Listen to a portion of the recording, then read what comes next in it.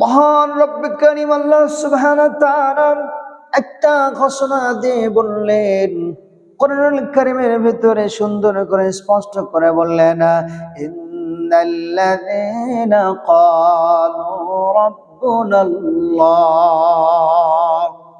মহান আল্লাহ সুবহানাহু ওয়া তাআলা বললেন, দুনিয়ার জমিনের ভিতরে যে সমস্ত মানুষ আমি আল্লাহকে রব বলে ইস্তেকামাত থাকবে, আল্লাহকে আল্লাহ বলে ইস্তেকামাত থাকবে, এই রবকে রব বলে যারা ইস্তেকামাত থাকবে এই মানুষকে দুইটা পুরস্কারে পুরস্কৃত করবে। কথা বলেন, কয়টা পুরস্কারে পুরস্কৃত করবেন?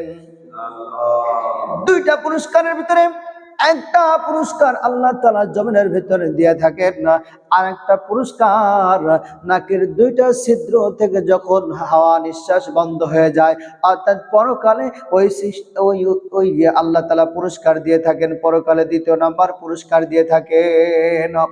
ও মুসলমান আল্লাহর গোলাম, দুনিয়ার জমিনের ভিতরে যে পুরস্কার দিয়ে থাকবেন, যত ইমানদার যে আল্লাহকে আল্লাহ বলে রবকে রব বলে যারা ইস্তেকামাত থাকবেন, এই বান্দাকে দুনিয়ার ভিতরে যে পুরস্কার দিয়ে থাকেন সেটা আর কিছু নাই।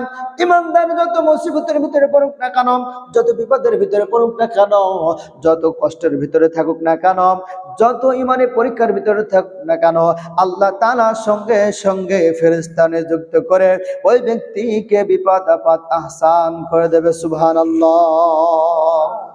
দুই নম্বর পুরস্কার যেটা দিয়ে থাকেন আল্লাহ সুবহানাহু ওয়া তাআলা, মৃত্যুর পরে সঙ্গে সঙ্গে আল্লাহ তাআলা তাকে জান্নাত নসিব করে দেবেন।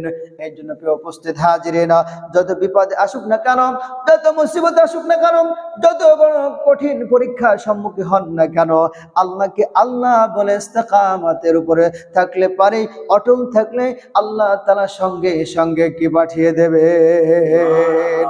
ফেরেশতা পাঠিয়ে দেবেন।